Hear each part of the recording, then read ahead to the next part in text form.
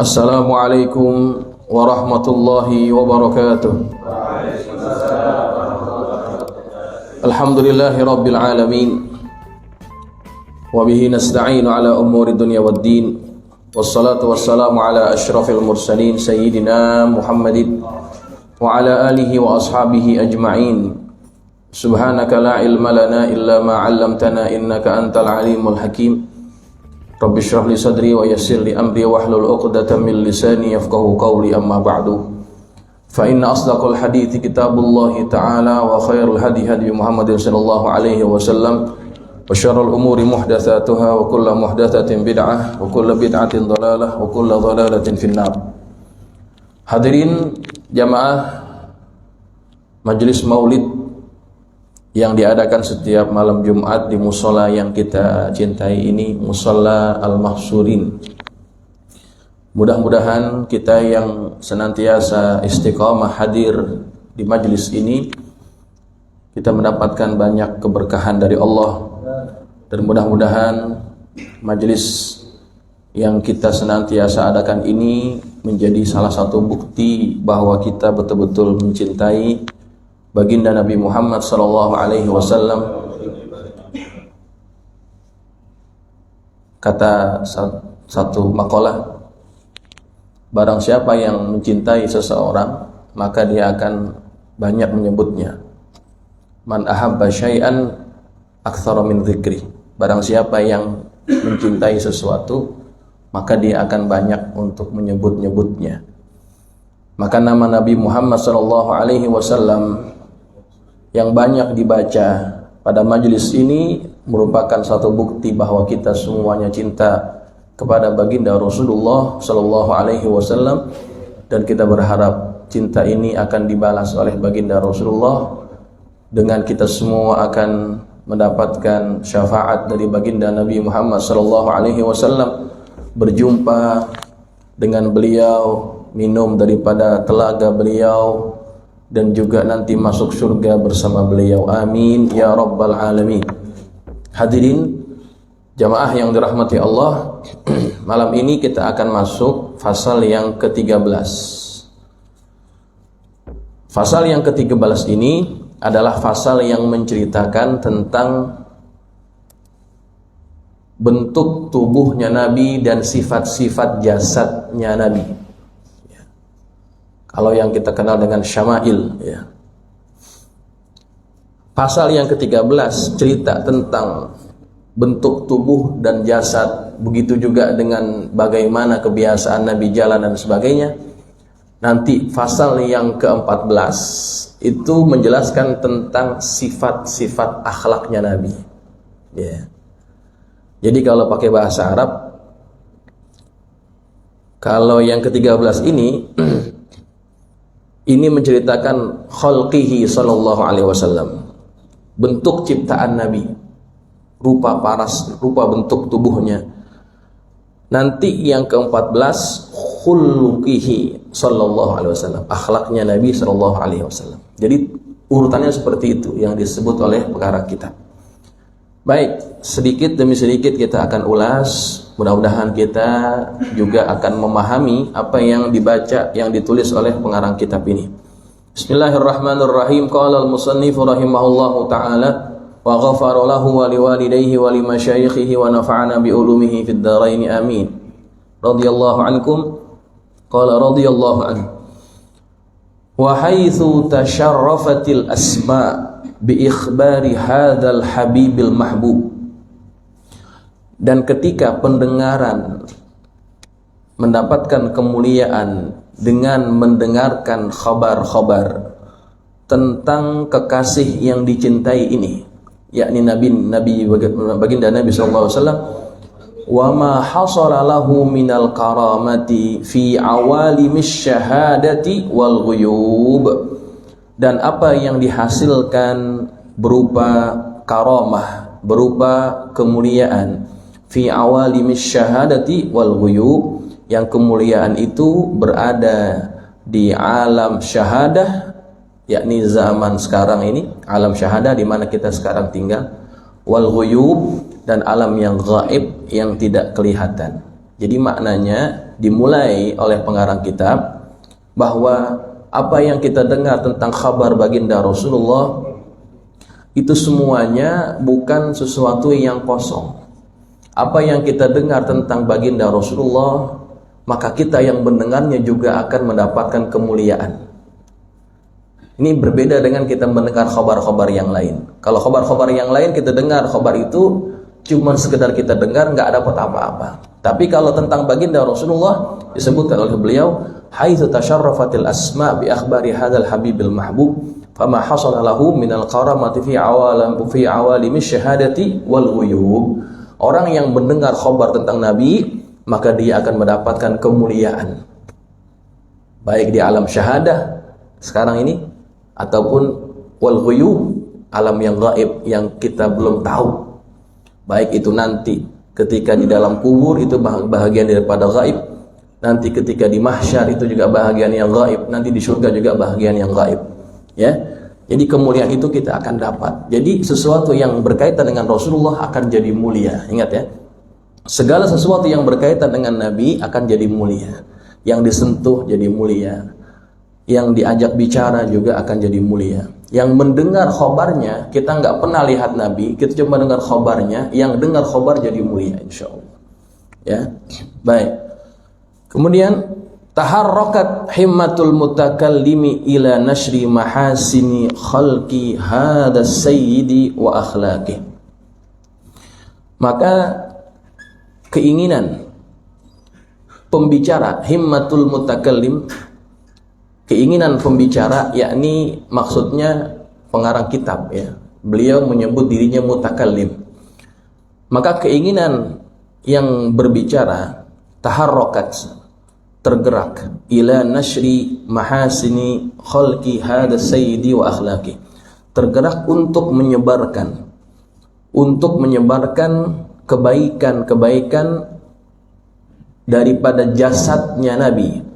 Khalqi artinya bentuk ciptaan, hada sayyidi, tuan ini yakni Nabi kita Muhammad SAW, wa akhlaqih artinya dan akhlaknya ya.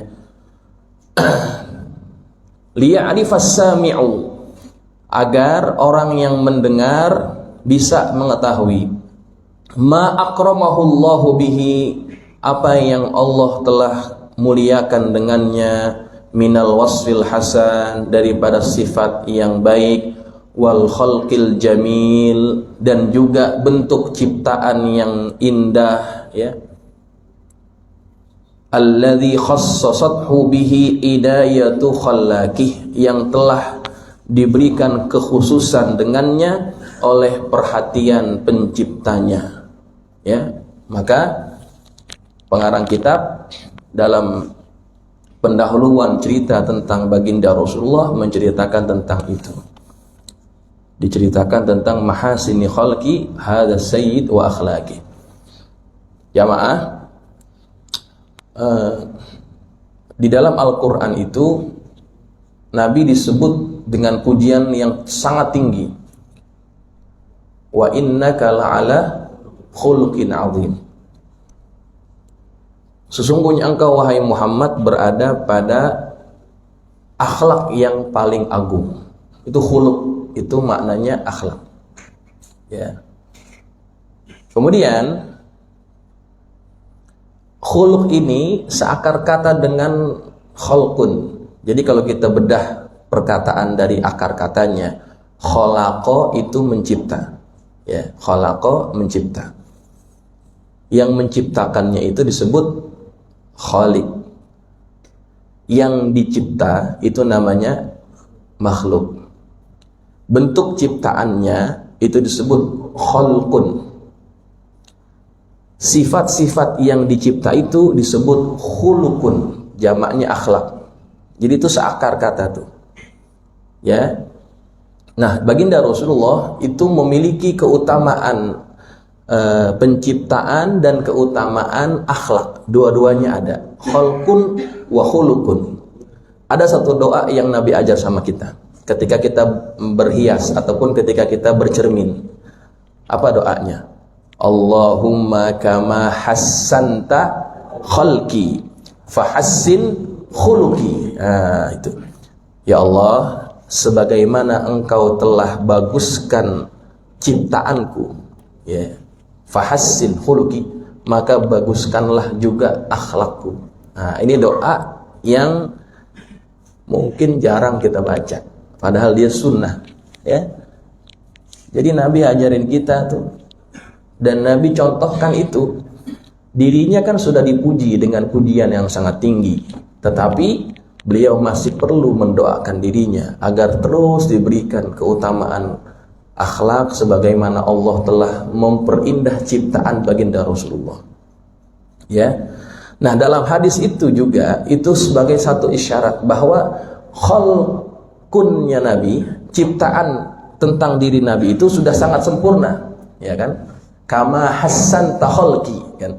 Sebagaimana engkau telah perbaguskan jasadku ataupun tubuh badanku, ciptaanku ini, maka baguskanlah juga akhlakku, ya. Nabi sudah mengetahui dirinya sudah berada pada bentuk ciptaan yang paling sempurna. Baik. Dan semua itu merupakan bahagian pengkhususan atau khususiyatullah ala rasulih, pengkhususan Allah kepada rasulnya, ya. Kemudian kata pengarang kitab, fal yuqabilis sami'u ma umlihi alaihi min syarifil akhlaqi bi udhunin wa'iyah. Maka hendaklah orang yang mendengar menerima, ya, menerima apa yang akan disampaikan atasnya min syarifil akhlak, daripada kemuliaan akhlak, biudhunin wa'iyah, dengan telinga yang mendengar dengan sempurna, dengan telinga yang mendengar dengan memperhatikan, ya.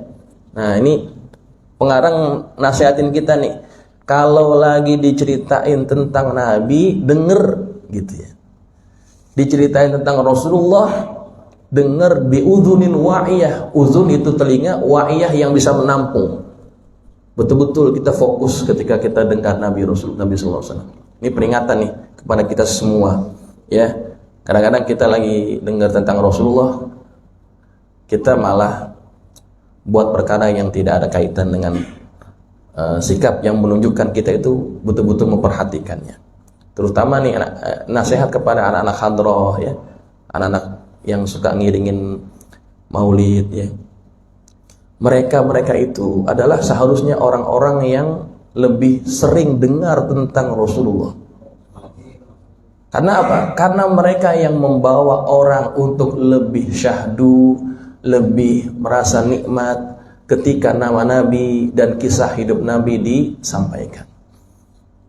Tapi banyak anak-anak hadroh, ya, ketika dia sudah selesai tugas, ya, sudah selesai mengiringi bacaan maulid dan juga asyraqal, banyak yang kurang fokus, ya.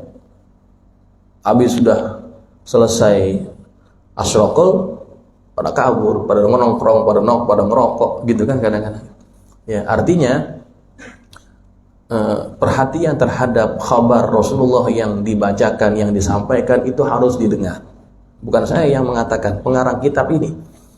Kalau kisah tentang Nabi, baik akhlak ataupun bentuk jasadnya Nabi itu diceritakan, dengar dengan sempurna, dengar dengan sebaik-baiknya, ya.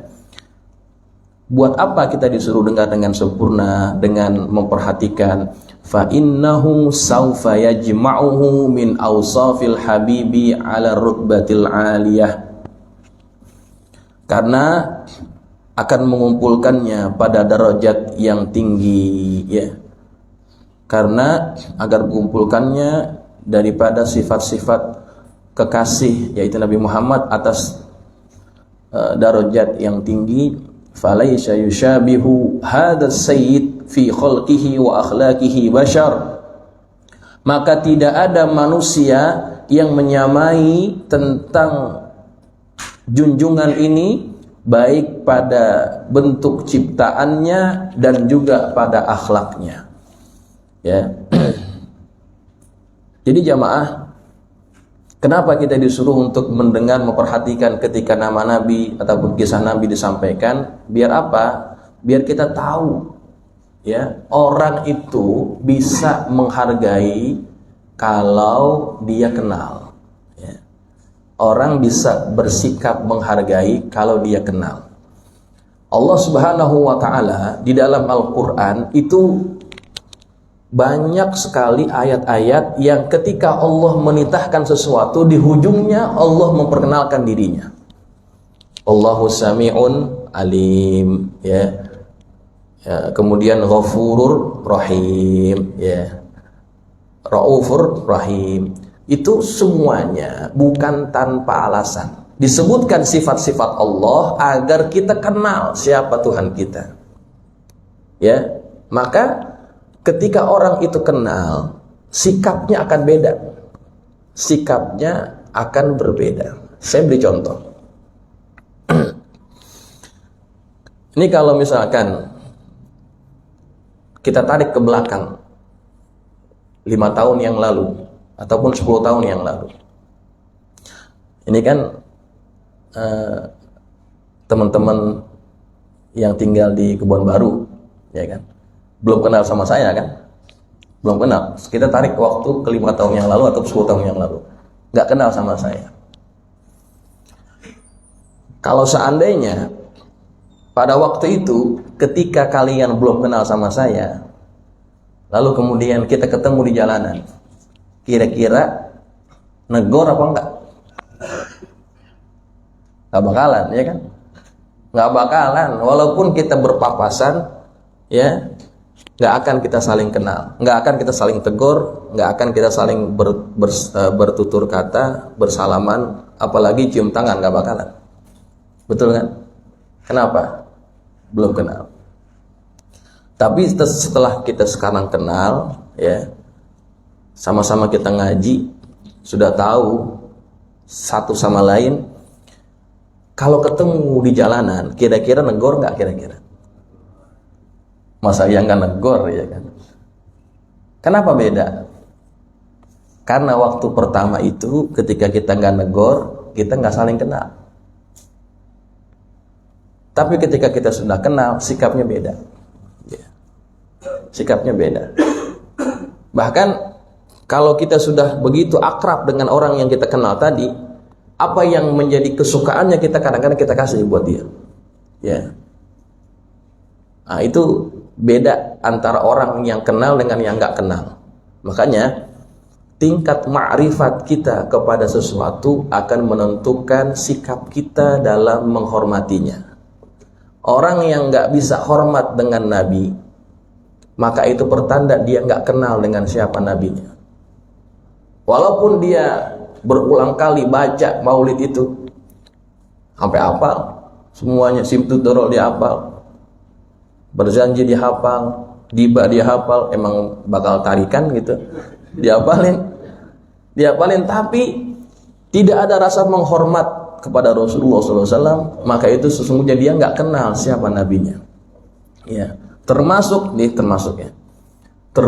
yang sekarang lagi ramai, orang-orang yang tidak bisa menghormati dzurriyyahnya Rasulullah, sesungguhnya mereka juga tidak kenal siapa Rasulullah. Walaupun dia mengaku selalu baca tentang simtud duror, tapi perbuatannya tidak mencerminkan bahwa dia cinta kepada keturunan Rasulullah, dia tidak kenal dengan Rasulullah. Jadi jamaah yang dirahmati Allah, tingkat ma'rifat kita kepada sesuatu akan menentukan bagaimana sikap kita dalam menghargainya. Ya, maka tujuan kita membahas kitab Maulid ini biar kita lebih paham tentang Rasulullah. Sebab kalau kita cuman baca, kita akan susah paham juga. Karena ini berbahasa Arab dan menggunakan bahasa yang puitis, ya. Perlu diulas, dikaji lebih mendalam, ya. Kalaupun dalam peringatan Maulid sangat sedikit waktu yang digunakan untuk menceritakan tentang Rasulullah. Apalagi banyak orang yang ketika Maulid minta penceramahnya yang nggak ada kaitan dengan Maulid, gitu. Seringkali itu DKM masjid, musola, majelis taklim mengundang penceramah sesuai dengan keinginan jamaahnya. Jamaahnya kebanyakan awam, ya kan? Orang awam yang dia dengar, yang dia demen apaan? Yang dia dengar, yang dia demen itu biasanya penceramah yang menarik, ya, yang menyegarkan, yang banyak candaan dan lawakannya. Biasanya kan begitu, ya. Tapi cerita tentang Rasulullahnya sangat sedikit sekali, cuma sedikit di depan. Ceritanya di depan doang. Sebelah kebelakangannya itu semuanya isinya nggak ada kaitan dengan Rasulullah. Jadi bayangkan, orang sudah banyak nyumbang, kita sudah ngumpulin duit, nyebarin proposal, sampai muka kita yang tadinya tebal jadi tipis, ya kan? Saking malunya itu minta duit, udah duit kumpul, ngundang penceramah yang nggak bisa memperkenalkan kepada jamaah tentang Rasulullah. Itu boleh dikatakan khianat sebetulnya, khianat kepada Rasulullah. Kita bikin peringatan maulid, yang kita peringatin siapa? Rasulullah. Yang kita peringatin Rasulullah. Tapi waktu penceramahnya cerita, dia berceramah, enggak ada kaitannya dengan Rasulullah, itu suatu perbuatan yang khianat. Makanya jadi perhatian bagi kita, ya, agar kita betul-betul bisa memanfaatkan momen maulid yang akan sebentar lagi ini, kan? Mungkin tidak sampai sebulan kita akan masuk pada bulan kelahiran baginda Rasulullah Sallallahu Alaihi Wasallam. Baik, hadirin, kita teruskan. Kemudian, wala yaqifu ahadun min asrari hikmatillahi fi khalqihi wa khuluqihi ala ainin wala athar.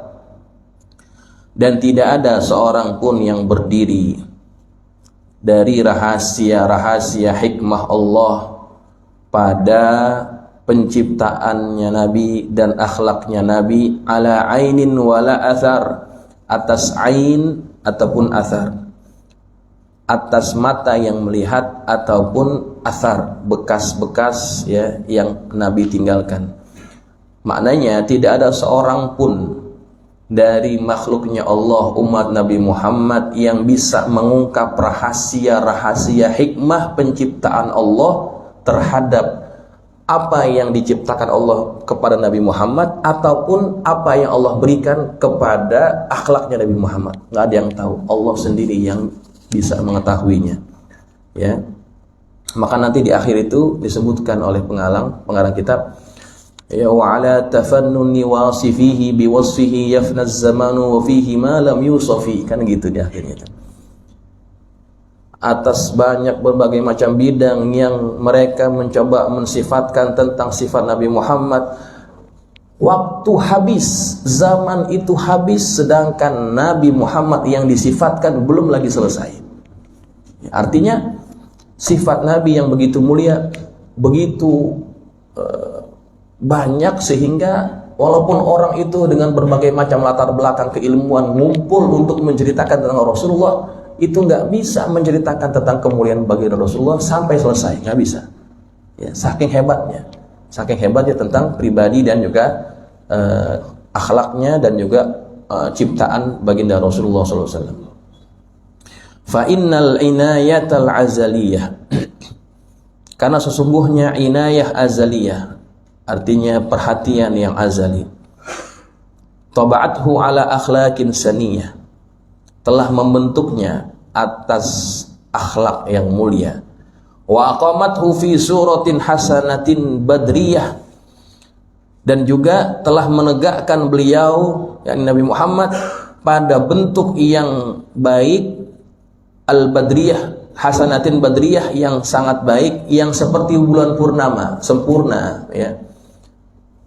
Akhlaknya Nabi ditinggikan, kemudian surah bentuk Nabi, ciptaan Nabi itu disempurnakan, dibaguskan seperti bulan purnama yang sangat terang cahayanya. Ya, ini masih, nah, pengarang kita masih sekedar muqaddimah nih, belum cerita nih, belum cerita tentang bentuk tubuhnya Nabi, bentuk ciptaan Nabi, belum cerita, ini masih dalam pendahuluannya. Nah, kemudian setelah itu barulah kemudian masuk tentang bagaimana ciptaan Allah kepada Nabi Muhammad. Falaqad kana sallallahu alaihi wasallam marbu'al qamah, ya. Maka sungguh Nabi sallallahu alaihi wasallam marbu'al qamah, tegak badannya, ya. Abyadal laun musyarraban bihumrah, yang kulit wajahnya itu putih bercampur dengan warna merah. Ya, ini sifat tubuh badannya Nabi, badan Nabi tegak. Ini satu bentuk kesempurnaan, ya, kita ulas satu-satu. Kalau orang badannya tegak itu ganteng, Pak. Orang kalau badannya tegak pakai apaan aja cakep.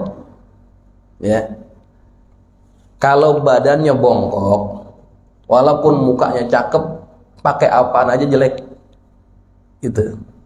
Ada tuh orang yang seperti itu tuh, wajahnya cantik, wajahnya ganteng, tapi badannya itu bongkok, dipakein apa aja nggak cakep. Ya.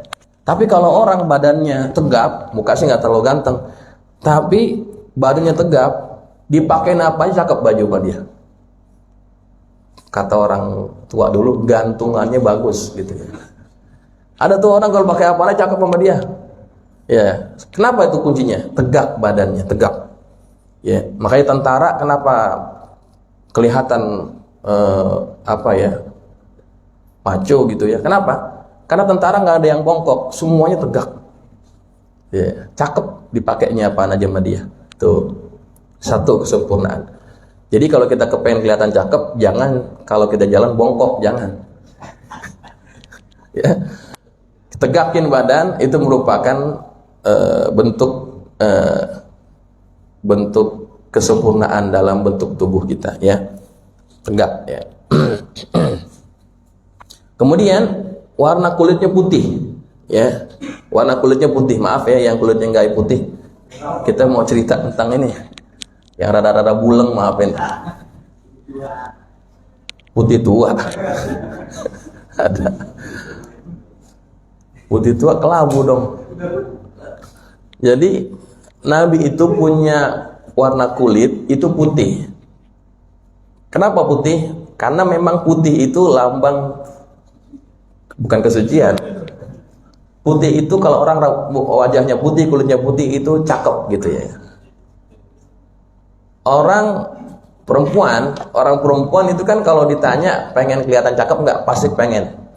Apa yang mereka usahakan untuk mempercantik dirinya?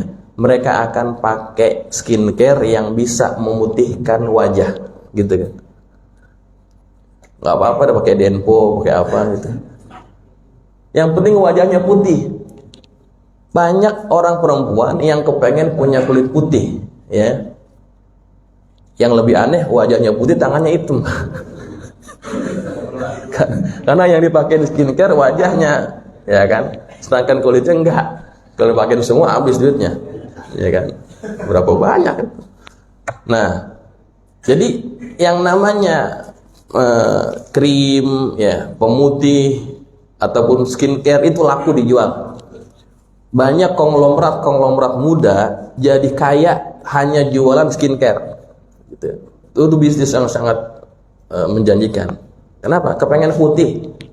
Nah, jadi Nabi kita Muhammad SAW itu punya kelebihan itu, abiyadul laun, warna kulitnya putih. Tapi bukan cuma putih, karena kalau cuma putih doang itu kurang cakep. Musyarrabat bihumrah, bercampur dengan kemerahan. Oh, cakep, Pak. Ya, putih kemerahan, cakep. Apalagi kalau kena matahari, merahnya makin manyar-manyar kan gitu. Ya, itu cakep kelihatannya. Ya. Orang laki aja kalau kelihatan seperti itu, oh ganteng seperti itu. Tapi kalau orang hitam, maaf ya, yang hitam. Kalau orang hitam kena sinar matahari, itu nggak ada cakep-cakepnya, mohon maaf. Ya. Jadi kayak pohon sawo, buah sawo kena sinar matahari, begitu modelnya. Tapi kalau orang putih kena sinar matahari, dia jadi merah. Ya. Girang banget ya. Iya. Ya, jadi kalau abis ini mau pakai skincare, gak apa-apa, pakai aja. Ya. Jadi itu Nabi Muhammad SAW, dia punya warna kulit itu putih bercampur merah. Kemudian wasi'al jabin, jidatnya luas. Jidatnya luas, ya. Nah, jabin itu kan dari tempat tumbuh rambut bagian atas sampai ke alis, itu namanya jabin, ya. Nabi jidatnya luas, artinya nggak ada orang yang tempat tumbuh rambut sama alisnya deket gitu ya. Ada kan yang begitu, itu nggak cakep, itu nggak cakep. Tapi kalau luas itu bagus, indah, ya. Kemudian sya'aruhu bainal jummati wal wafrah, dan rambutnya antara jummah dan wafrah. Nah, ini sifat rambut Nabi, ya. Kalau jummah itu rambut yang panjangnya sampai ke bahu. Kalau wafrah rambut yang sampai ke daun telinga. Nah, disifatkan oleh pengarang sya'ruhu, rambutnya Nabi, bainal jummah wal wafrah, antara bahu dan kuping, ya. Jadi tengah-tengahnya di mana tuh katanya? Di sini. Nah, tapi memang ada beberapa riwayat Nabi itu rambutnya 3 model. Pernah Nabi pakai jummah, jummah itu sampai panjang kemari, sampai ke bahunya nempel. Pernah. Ada riwayat yang Nabi itu rambutnya wafroh, pendek, pendeknya sampai ke sini, di bawah telinga, ya. Itu wafroh. Tapi juga Nabi pernah rambutnya tengah-tengah antara itu, antara telinga dan bahu. Itu namanya limmah, ya. Limmah. Jadi ada 3 model rambut Nabi: jummah, wafroh, dan limmah, ya. Tiga-tiganya boleh kita pakai, ya. Walaupun kalau pengarang kitab ini beliau mensifatkan rambut Nabi antara jummah dan wafroh. Ini juga ada riwayatnya, ya. Nah, itu pada zaman Nabi rambut seperti itu, rambut laki-laki khususnya seperti itu modelnya, panjang, ya. Tapi kalau sekarang mungkin zamannya sudah berubah, ya. Orang dianggap bagus rambutnya itu tidak semestinya rambutnya panjang. Ini semuanya nggak ada yang panjang, nggak ada yang gondrong. Paling panjang siapa? Nah, ini Bang Denny, rambutnya paling panjang dia, Kang Cukur. Ya, gak ada yang nyukurin soalnya. Ya, rambutnya paling panjang dia. Zaman sekarang, ya, di zaman modern ini, rambut panjang itu bukan sesuatu yang menarik, ya. Yang rapi, pendek itu lebih menarik, begitu, ya. Nah, itu tentang rambutnya Nabi SAW. Kita nggak akan habiskan semua karena waktunya juga sudah lewat. Satu lagi, walahul i'tidalul kamil, dan beliau itu memiliki keseimbangan yang sempurna fi mafasilihi wa atrafih, pada mafasil itu apa namanya, ruas-ruasnya, wa atrafih, dan juga anggota tubuhnya. Mafasil itu ruas antara tulang. Mafasil, ini mafsal ini, ya. Antara ini dengan ini panjangnya pas, antara ini sama ini panjangnya pas, antara pinggul dengan lututnya panjangnya pas, dari lutut ke mata kaki pas.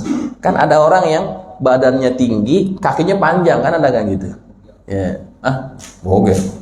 Enggak, badannya pendek tapi kakinya panjang, ada yang seperti itu, ya, ada. Tapi enggak, dari atas ke bawah itu semuanya sempurna, ya. Dari dari pinggul ke atas panjangnya sejajar, mu'tadil, ya, sama dengan yang di bawah. Nah, itu kesempurnaan, ya, kesempurnaan. Karena Pak, jamaah sekalian, kalau orang kakinya panjang, badannya pendek, itu biasanya kalau jalan jauh capek, ya. Orang kakinya panjang, badannya pendek, kalau jalan jauh dia cepet capek, ya. Tapi kalau ada orang kakinya pendek, badannya tinggi, ada nggak gitu? Bogel namanya, ya. Ya. Nah, itu kurang cakep juga dilihatnya. Nabi nggak seperti itu. Jadi baginda Rasulullah, kata pengarang kitab, lahul i'tidalul kamil fi mafasilihi wa atrafi. Anggota tubuhnya semua sempurna, jarinya sempurna, kemudian semuanya, hidung, mulutnya semuanya sempurna, ya. Baik, kita berhenti sampai sini, ya, karena masih panjang. Ya, insya Allah kita akan sambung pada bulan yang akan datang berkaitan dengan sifat-sifat jasadnya Nabi Sallallahu Alaihi Wasallam. Mudah-mudahan kita bisa mengambil manfaat daripada kita bisa mengambil manfaat dari apa yang kita pelajari hari ini. Sebelum kita tutup, kita bacakan Fatihah dengan niat semoga Allah memberikan syifa, memberikan kesembuhan bagi dua orang sesepuh kita. Yang pertama Ibu Hajah Dedeh, ya, yang masih dalam keadaan belum sehat, dan juga satu lagi ayah daripada salah seorang kawan kita, yaitu Bapak Rambun, yang juga masih dalam keadaan kurang sehat. Semoga dengan berkah suratul Fatihah, dengan bijah, dengan hak suratul Fatihah, Allah memberikan syifa, Allah memberikan kesembuhan, dan berkat salawat yang kita baca, berkat Nabi Muhammad SAW, dan berkat malam yang mulia ini, apa yang kita panjatkan Allah berikan pengkabulan, Allah sembuhkan apa yang diderita oleh orang tua kita, Bu Dedeh dengan Bu Pak Rambun. Semoga Allah berikan kesehatan, kesembuhan yang segera. Al-Fatihah bin niyati syifa wa sihha wal afiyah khususan li Hajah Dedeh. Wa ila Allah yashfi maradahum shifaan ajilan shifaan la yughadiru saqama bijahi Sayyidina Muhammad sallallahu alaihi wasallam bihaqqi suratul Fatihah ila hadratin Nabi al-Fatihah. A'udzu billahi minasyaitonir rajim. Bismillahirrahmanirrahim. Alhamdulillahi rabbil alamin arrahmanir rahim maliki yaumiddin iyyaka na'budu wa iyyaka nasta'in ihdinas siratal mustaqim siratal ladzina an'amta 'alaihim ghairil maghdubi 'alaihim waladdallin amin. Bismillahirrahmanirrahim. Alhamdulillahi rabbil alamin. Allahumma shalli ala sayyidina Muhammadin wa ala ali sayyidina Muhammad. Allahumma anfa'na bima 'allamtana wa 'allimna ma yanfa'una. Allahumma zidna wa la tanqusna wa akrimna wa la tuhinna wa atina wa la tahrimna wa athirna wa la tu'thir 'alaina wa ardina wardu 'anna. Allahumma inna nas'aluka bihaqqi Fatimata wa abiha wa ba'liha wa baniha iftah 'alaina wa 'ala auladina wa talamidina futuhal 'arifin faqihna wa iyyahum fid din warzuqna kamal al-ikhlas wal yaqin. Allahumma arzuqna fahman nabiyyin wa hifzal mursalin wa ilhamal malaikatil muqarrabin bi rahmatika ya arhamar rahimin. Allahumma ij'alna minal ladzina yastami'una al-qawla fayattabi'una ahsana. Sallallahu ala sayyidina Muhammadin wa ala alihi wa sahbihi wa sallam. Walhamdulillahi rabbil alamin. Assalamualaikum warahmatullahi wabarakatuh.